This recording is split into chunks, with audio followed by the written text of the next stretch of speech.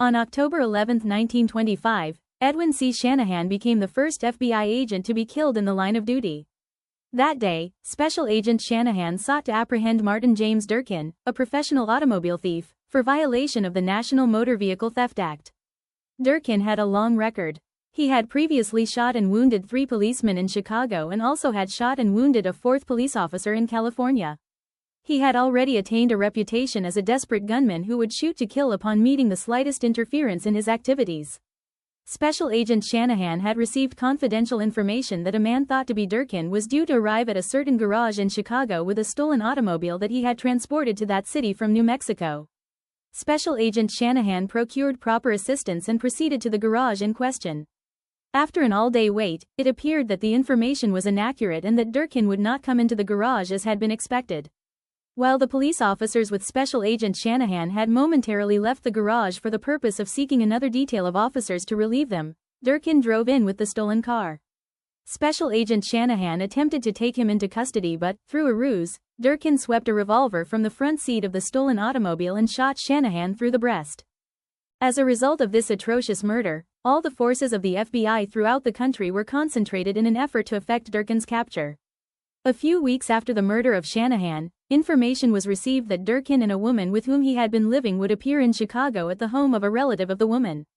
Police officers of the Chicago Police Department attempted to arrest Durkin when he arrived at the house late at night. In the gunfight which followed, a police officer was killed and another wounded. Durkin again escaped. Durkin's racket was the stealing and interstate transportation of high-powered automobiles which he sold after all the numbers thereon had been changed. The cars which he was particularly fond of stealing were Pierce Arrows, Cadillacs, and Packards. His favorite system in stealing such automobiles was to present himself as a prospective buyer at dealerships which handled these expensive cars. There he would dicker for the purchase of a high-priced automobile and would agree to buy the same, arranging to have the car serviced and filled with gasoline and oil, ready for delivery to him the following day. He would agree to return the following day and pay cash for the car. That night he would burglarize the garage of the dealership in question and drive the expensive car away. He would then change the motor, serial number, and all other assembly numbers by means of which the car could be identified. Next, he would procure license plates under assumed names giving fictitious addresses. He would then drive the car to another state where he would dispose of it for several $1,000s. Mug shots of criminal Martin Durkin, who killed FBI Special Agent Edwin Shanahan on October 11, 1925. Mug shots of Martin Durkin. Special agents of the FBI carefully notified dealerships for such expensive cars throughout the United States as to the method employed by Durkin in these thefts. On January 10, 1926, as a result of this careful and systematic covering of the entire country, a Cadillac dealership at San Diego, California, informed the Los Angeles office of the FBI that, on the night before, a new Cadillac Phaeton with brown California top, green body, and green wooden wheels had been stolen from their showroom under circumstances identical with the system employed by Durkin. The motor, serial, and other assembly numbers on this stolen Cadillac were procured by FBI agents. In an effort to stop this car on the theory that perhaps the thief driving it might be Martin Durkin, all roads leading from California to the eastern section of the United States were covered. This systematic covering of all highways was conducted by bureau agents in field offices at Los Angeles, Phoenix, Arizona, Denver, Colorado, El Paso, San Antonio, and Dallas, Texas, and Oklahoma City, Oklahoma. The transcontinental highways leading east were covered by shotgun squads day and night for almost a week to no avail. The Cadillac failed to appear. On Sunday, January 17, 1926, a sheriff in the town of Pecos, Texas noticed a green Cadillac parked on the streets. He accosted the young man who was at the wheel and asked him to identify himself. The young man was a very smooth talker and did not present the appearance of a hard-boiled gunman and murderer. He convincingly told the sheriff that his name was Fred Conley and that he was a deputy sheriff of Los Angeles, California. He also told the sheriff that he had been employed at Los Angeles as a movie actor and that he was then en route east with his wife. The sheriff asked him to produce papers showing ownership of the Cadillac, and the young man stated that those papers were in his luggage at the hotel. He told the sheriff that he would be glad to go for them and bring them back to the sheriff's office. The sheriff carefully observed the Cadillac before permitting this. He took a record of the motor number, license number, and other assembly numbers on the car and noticed in particular that it had red wooden wheels. The young man was carrying a pistol and had a .44 Winchester in the car, all of which lent color to his story that he was a Los Angeles deputy sheriff.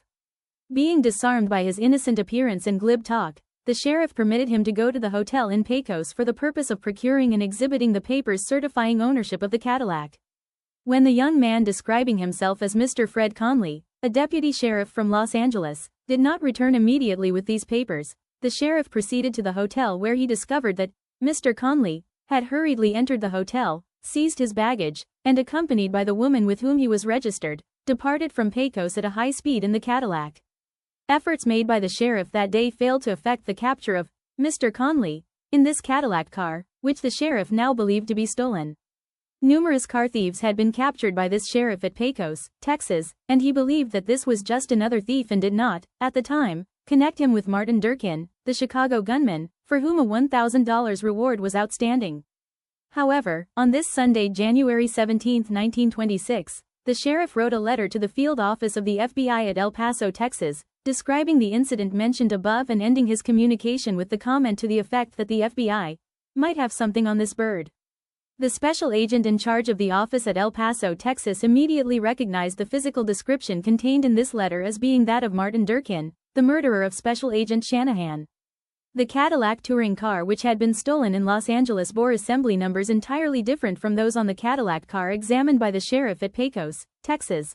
The wheels of the car driven by Mr. Conley were red, whereas the wheels on the car stolen at San Diego had been green.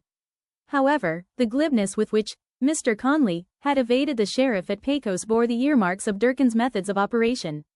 There was no doubt in the minds of the bureau operatives at El Paso that they were on the right trail. The telegraph and telephone wires were kept hot both east and west in the effort to stop this Cadillac car driven by Mr. Conley and his woman companion.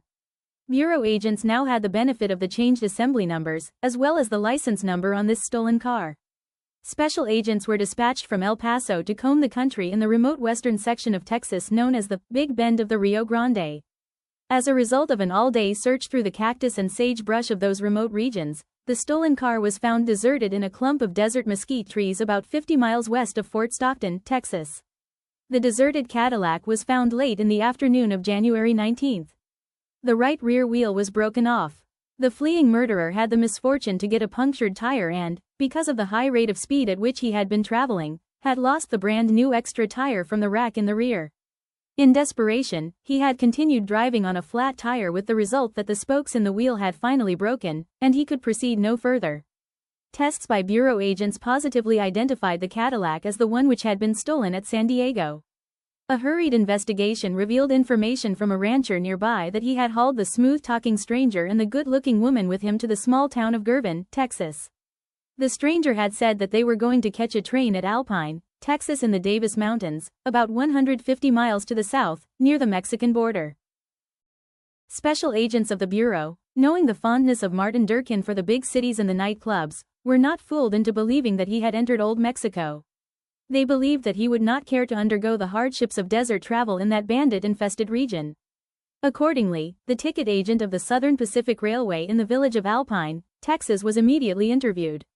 Information was obtained from him that a strange man and woman had boarded Southern Pacific train number 110 at 12:12 a.m. on Monday, January 18, 1926, for San Antonio, Texas.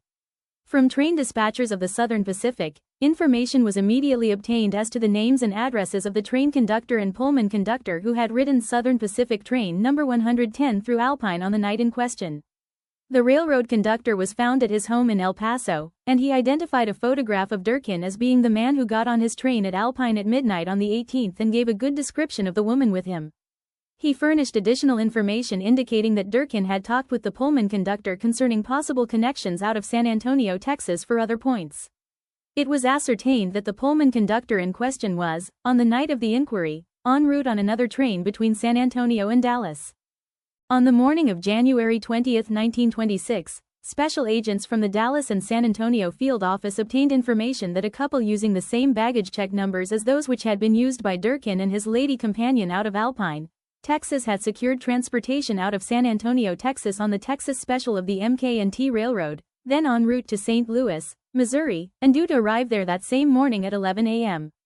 The Pullman conductor of Southern Pacific train number 110, upon being interviewed, positively identified photographs of Durkin.